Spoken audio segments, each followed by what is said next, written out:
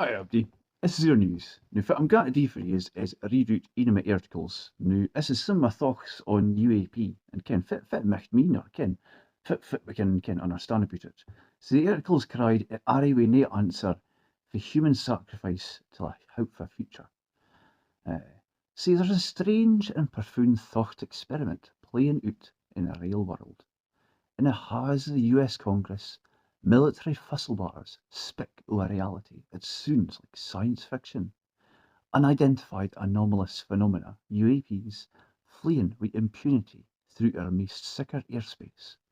This modern mystery is a rare looking-glass for us, allowing us to reflect on our own violent past and a future that could be radically different.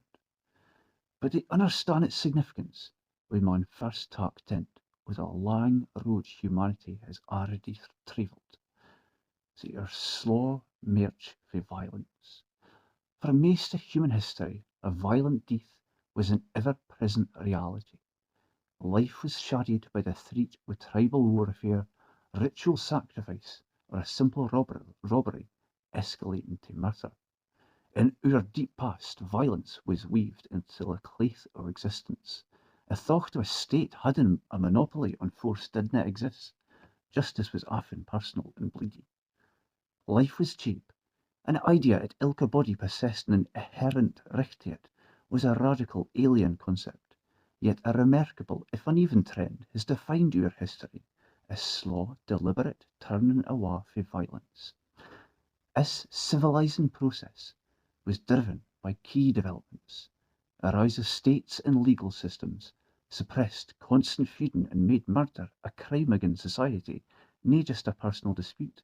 At the same time, now philosophical and religious frameworks emerged that championed peace, compassion, and the sanctity of life. Thinkers of the Enlightenment argued for universal human rights, laying a groundwork for a world where ilka life has value. This progress is profound.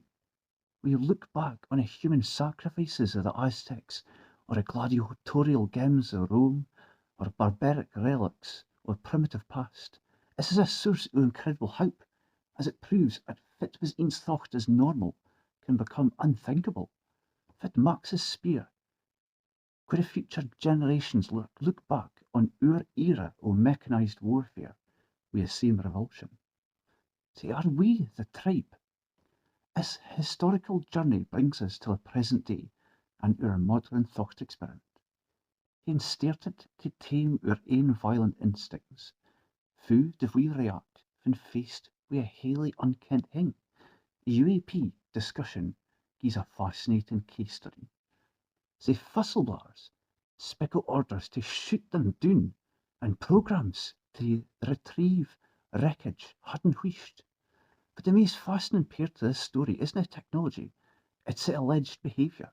We hear a craft being hit by our most advanced weapons and simply absorbing a blow. No explosion, no fighting back.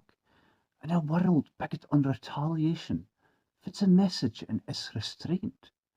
Consider our modern approach to the last uncontacted hunter-gatherer tribes in Amazon.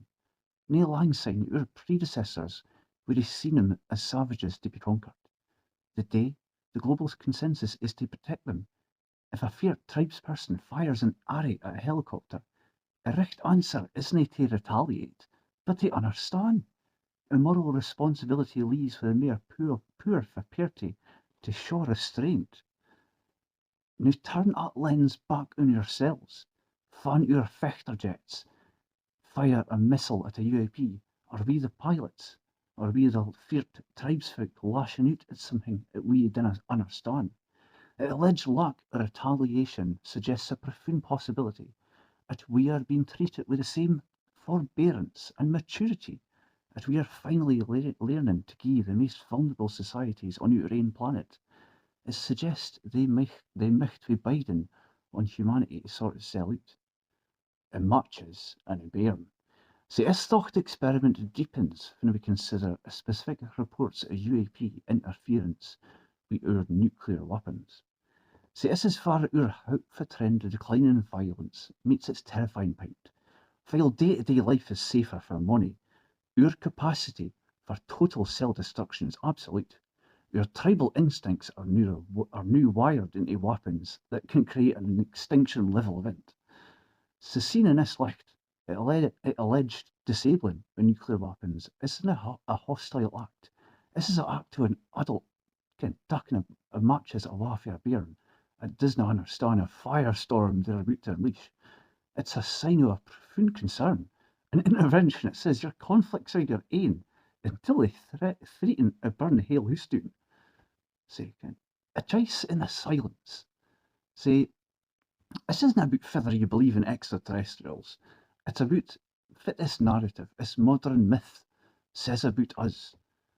It presents a model for a future where strength isn't defined by the power to destroy, but by the wisdom innate. If fear of random death is paralysing, it hudbacks progress and steals away brilliant minds in places still plagued by conflict, garring focus on survival instead of creation. But stories of UAP and restraint, if fact or folklore, gie a gliss go fit these ayont at fear. They suggest the ultimate form of power is perfect security. It enables perfect peace. Humanity is at a tipping point. A silence of our mysterious visitors, real or imagined, is a challenge. It spears us when we are ready to grow up. It shows us it's possible to absorb a blow without striking back. So again, a choice is yours. To bide a fierce, violent tribe, or to become the peaceful, mature civilization, ready to meet whatever or whatever comes next. So, going on to my website, again, there's hundreds of other articles like this on here. Again, we are my thoughts, again, about things going on around the world, as well as articles for press releases. But I get on here and read it and let me know what you think.